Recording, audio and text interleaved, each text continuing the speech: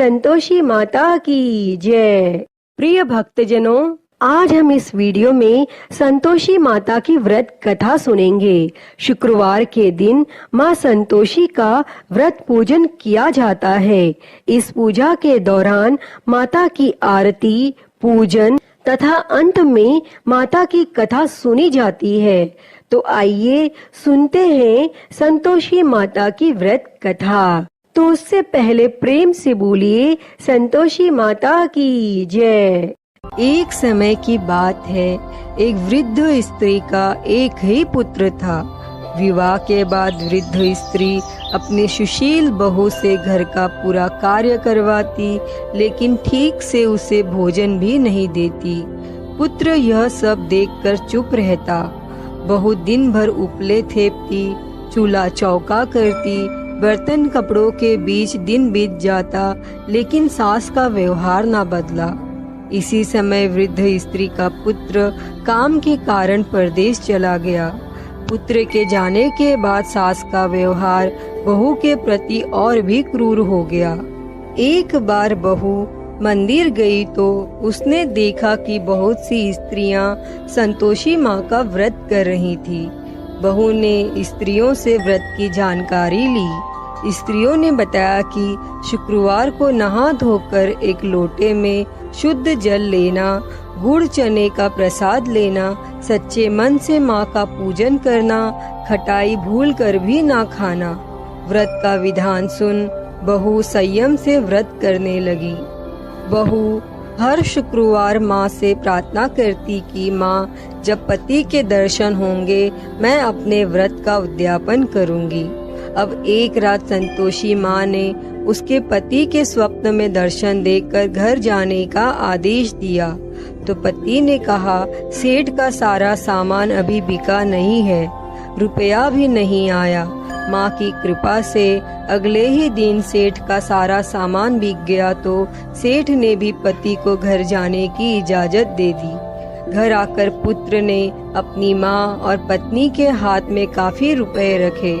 पत्नी ने कहा, यह सब संतोषी माँ की कृपा का फल है, मुझे अब उनका उद्यापन करना है।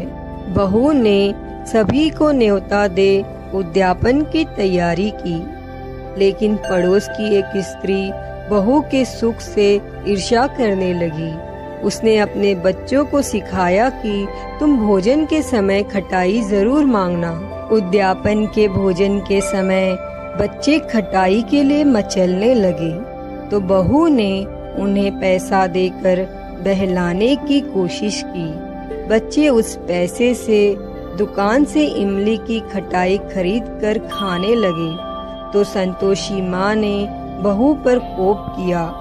उसके बाद फिर राजा के दूत उसके पति को पकड़कर ले जाने लगे तो एक अन्य भक्त स्त्री ने बहू को बच्चों द्वारा खटाई खाने की बात बताई तो बहू तुरंत ही माँ के शरण में गई और माँ के सामने प्रण किया कि वह अगले शुक्रवार फिर से उद्यापन करेगी।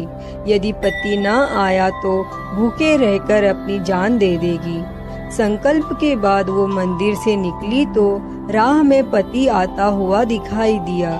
पति बोला, इतना धन कमाया है इसीलिए राजा ने कर के लिए बुलाया था, वह मैंने चुका दिया। फिर अगले शुक्रवार बहू ने पूरे विधि विधान से व्रत का उद्यापन किया। इससे संतोषी माँ प्रसन्न हुई और 9 माह के बाद उनके घर एक सुंदर और स्वस्थ बच्चा हुआ। अब सास, बहू, बेटा और बच्चा खुशी खुशी संतोष पूर्वक रहने लगे।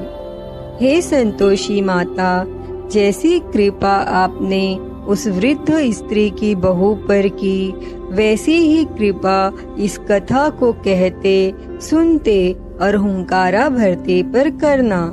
जय संतोषी माता। प्रिय भक्तजनों, मैं उम्मीद करती हूँ कि आपको यह संतोषी माता की व्रत कथा पसंद आई होगी और अगर वीडियो अच्छी लगी हो तो इसे लाइक करें, ज्यादा से ज्यादा शेयर करें और कमेंट बॉक्स में संतोषी माता की जय लिखना ना भूलें और महाकाल भक्ति ज्ञान चैनल को सब्सक्राइब कर नोटिफिकेशन बेल को जरूर ऑन कर लें। हर हर महादेव। धन्यवाद।